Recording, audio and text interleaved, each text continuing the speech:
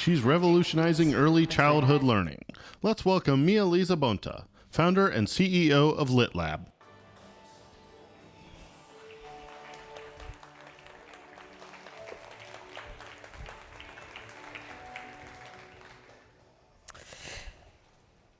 It was a weekday. We were on our way to preschool, and we were late to work. It was one of those days.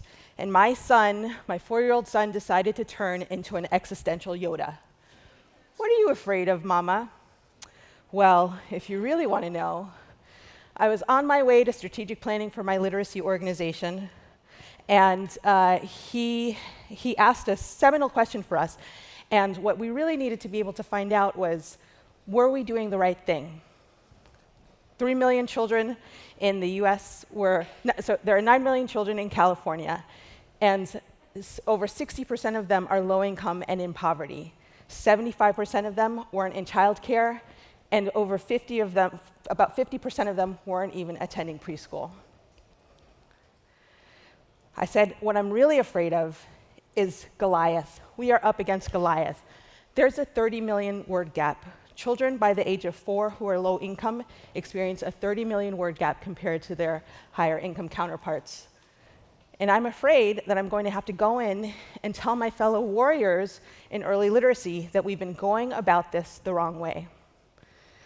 For years, we'd launched campaigns, we've provided books and held workshops and partnered with classrooms, all in the name of getting parents to connect with school systems. It was necessary, but insufficient. Because systems are fraught with limitations by virtue of their design. We often can't provide access to quality supports. We struggle to provide caregivers relevant and timely information in their language. And even if a program in these systems work for some, it's really hard to scale for all. And despite all of our work, we still have this naggingly persistent achievement gap. "What are you afraid of, Mama?" He was done. We were late for preschool. We'd arrived. Pigeons, Andres. Pigeons. I'm from New York.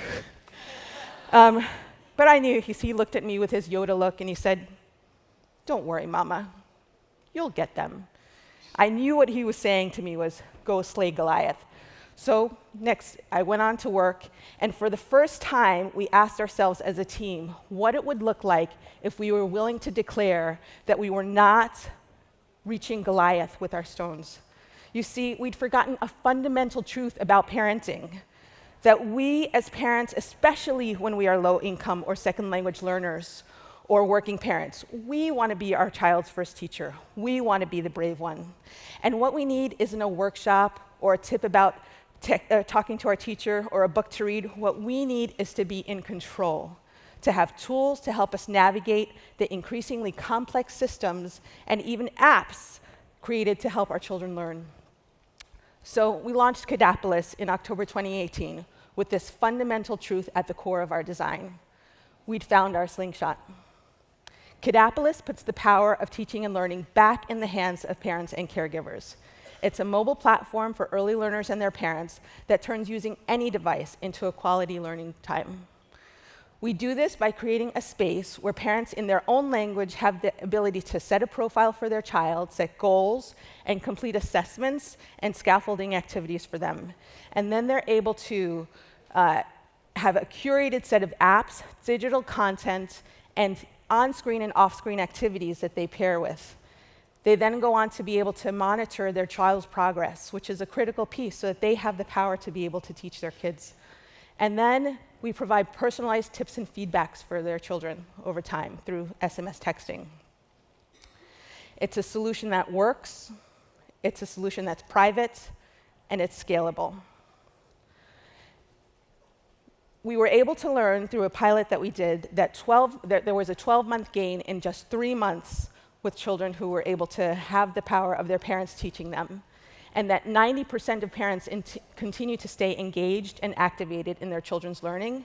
And what's more, 96% of the teachers who are now working with these empowered parents wanted to have a version of Kadapolis in their classroom.